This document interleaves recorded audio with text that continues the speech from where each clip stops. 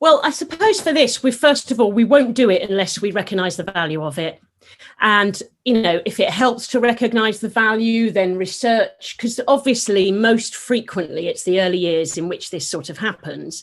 And research such as the EPI research, which was one of the biggest longitudinal studies that has ever happened, and it happened in England, and larger scale projects, it showed that interacting with children in their freely chosen play led to the most effective learning happening.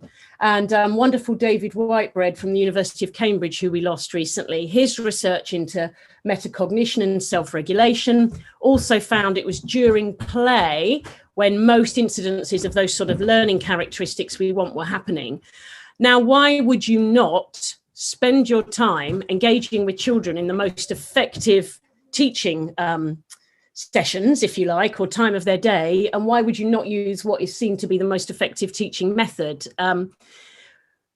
But because it's complex, I guess, and other stuff can get in the way, and we can often get focused on a delivery model, can't we, where, especially teachers often are sat sort of on their backsides at a table delivering something.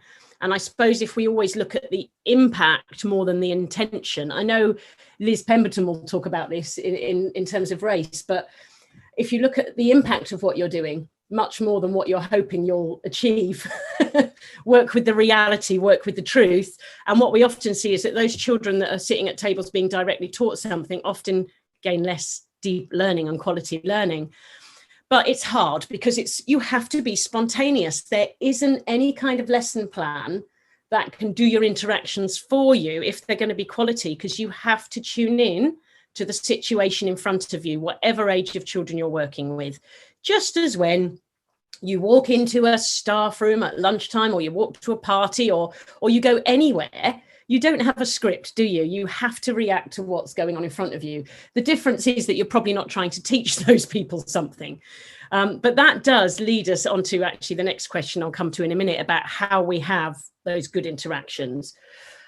Because it's improvisational, really, this is challenging. And so really you want your most confident, competent, experienced, highly trained adults on this.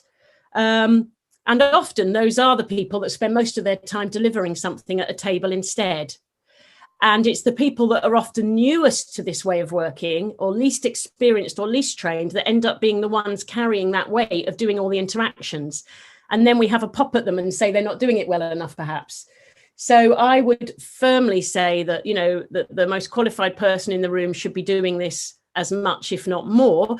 And one of the reasons for that is if as a teacher, say, you aren't taking the time to observe and engage with children in play and inquiry, then you're missing out on all your assessment, really. You're missing out on getting that knowledge of learning, of evidence of learning, of seeing what's driving your children, of what next. And that's really vital. So if this is a challenge, and it will be, look at what is preventing you from joining children in their play and start to see how you can tackle that. And usually time is the biggest thing, isn't it?